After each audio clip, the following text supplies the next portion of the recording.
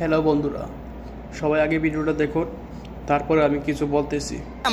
আমি ইরানের একটা ভিডিও ছাড়ছিলাম আমার মোবাইলে, আমি টিকটকে পোস্ট করছিলাম। টিকটকে 2 লাখ ভিউ হয়েছিল, 93,000 লাইক হয়েছিল। আমার ইরানের দেশদ্রোহী বানায়া, আমার ইরানের সাপোর্ট বানায়া, আমার রিমাইন্ড দিছে, মারছে, সব কিছু করছে।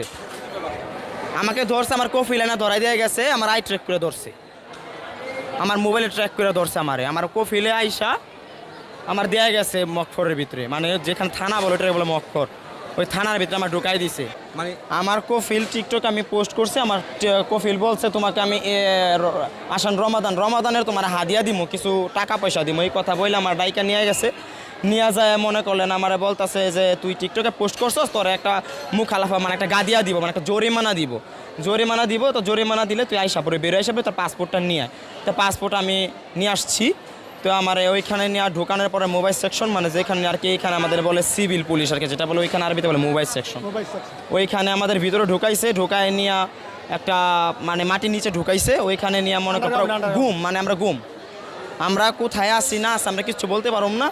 আমাদের কালা কাপড় পাড়ায় মারছে, অনেকক্ষণ ঝোলায় মারছে, মানে এটার মতো আর নির্যাতন নাই। আর মানে যদি না কান্নাকাটি করে বাঙালি রেজ্জাল কেবির, মানে বাঙালির তো অনেক সাহস, তারা কান্নাকাটি করস না কিসের জন্য? বাঙালিকে অনেক নির্যাতন করে ভাই।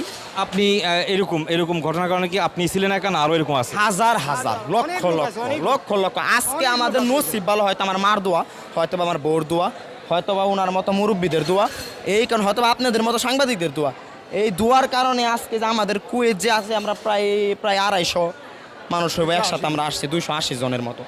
এইখানে আমরা যে আসছি একমাত্র আপনাদের দোয়ার কারণে, কারণ একটু পরে সাইরেন বাজতেছে, একটু পরে বোমা মারতেছে, ওনারা আমাদের ফ্লাইটও করাইতে পারতেছে না। এই ফার্স্ট ফ্লাইট এটা কুয়েতের। আপনার বাড়ি কোথায়? আমার বাসা হচ্ছে মুন্সিগঞ্জ, সিরাজদি খান।